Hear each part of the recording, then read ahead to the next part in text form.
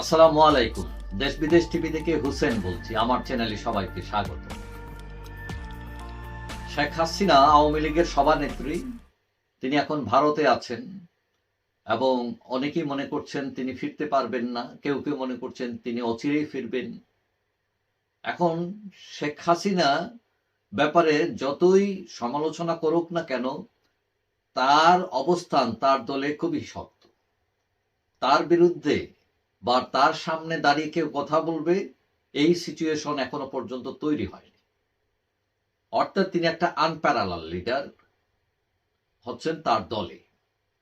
এখন তার দলের অনেকেই চাচ্ছেন যে তিনি যাতে ফিরে আসেন। বিভিন্ন ক্যালকুলেশন, কেউ বলছেন ক্ষমা চাইতে হবে, কেউ বলতেছেন বিচারের কথা, এবং তিনি আসতে পারবেন কি পারবেন না, এগুলো নিয়ে বিভিন্ন ক্যালকুলেশন। এখন তিনি দিল্লি আছেন, কিন্তু ভারত সরকার সেটা অফিসিয়ালি নিশ্চিত করেনি।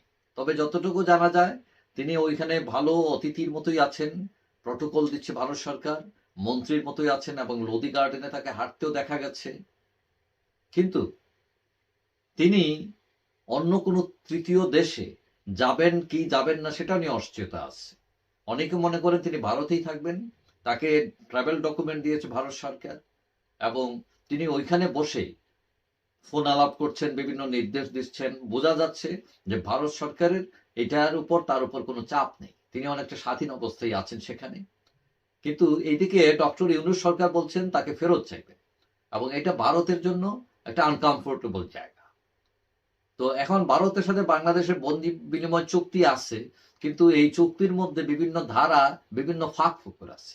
অনেকেই মনে করেন ওইসব ধারার একটি উল্লেখ করে ভারত রিফিউজ করবে, শেখ হাসিনাকে ফেরত দেবে না, এবং তিনি অনেকটা দালাই লামার মতোই ওইখানে থাকবেন, হয়তো সেখান থেকে রাজনীতি পরিচালনা করবেন।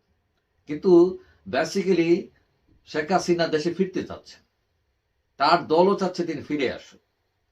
কিন্তু এখানে তো বিভিন্ন অঙ্ক আছে।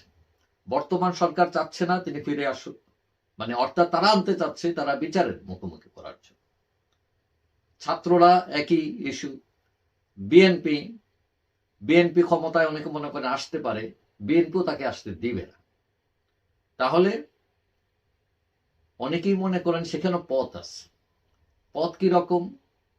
প্রথম কথা হলো যে যে আগামী নির্বাচন হবে, সেখানে আওয়ামী লীগ নির্বাচনে অংশগ্রহণ করবে, এবং ইউনূস এবং বিএনপিও বলছে যে সকল দলের অংশগ্রহণ। কিন্তু এখানে কথা হচ্ছে যে আসলে যদিও মুখে বলছে আওয়ামী লীগ নির্বাচন, কিন্তু আওয়ামী লীগের নির্বাচন এটা সিলেক্টেড নির্বাচন হতে পারে। অর্থাৎ সবাই নির্বাচন করতে পারবে না।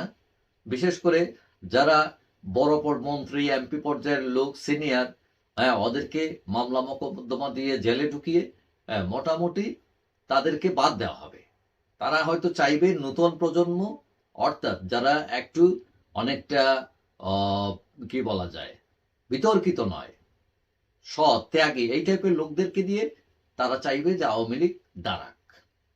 এখন এইটা হলে একটা কথা, একটা হলো হাসিনাপন্থী লোকজন থাকছে কিনা, না তাজউদ্দিন পন্থী লোক থাকছে সেখানে, নাকি অন্য কোন দল পন্থী থাকছে।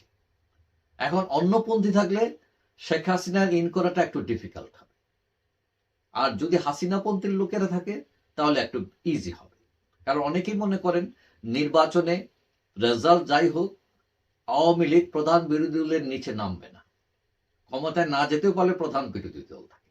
প্রধান বিরোধী দল থাকলে সুবিধা হলো কি, তারা মাঠ গরম করার একটা সুযোগ পাবে। তখন হরতাল, অবরোধ, বিভিন্ন কিছু দিয়ে সরকারকে অস্থিতিশীল করে তুলতে পারে, এবং তারপর তারা হয়তো আর্লি নির্বাচনের দাবি করতে পারে, যাতে পুনরায় নির্বাচন হয়ে ক্ষমতায় যেতে পারে।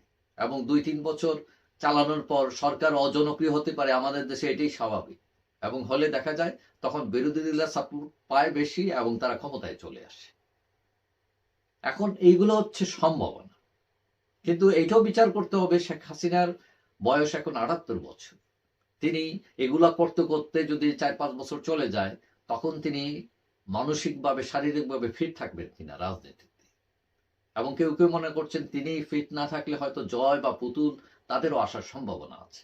আবার কেউ কেউ বলছেন যে শেখ পরিবার মাইনাস হতে পারে, কারণ নতুন প্রজন্ম মানে এটা চাচ্ছে না। তবে কেউ কেউ মনে করেন হাসিনা ফিরবেন ডেফিনেটলি, মানে এটা মানে অবশ্যম্ভাবী, কিন্তু একটু অপেক্ষা করতে হবে। তবে যাই হোক, এখন যারা মনে করছেন শত্রু আসতে দিবে না, মেরে ফেলবে, রাজনীতিতে এরকম কোনো কথা নাই। রাজনীতিতে শেষ কথা কিছু নাই। যিনি শত্রু তিনি পরদিন বন্ধু হতে পারেন, এবং এটা ট্রু এবং অতীত হয়েছে।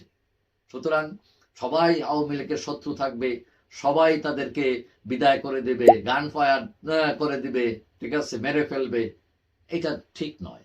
কারণ পরিস্থিতি বদলায়, মানুষের মন বদলায়, মানুষের চিন্তা বদলায়, এবং বদলেই অনেক কিছুই হতে পারে।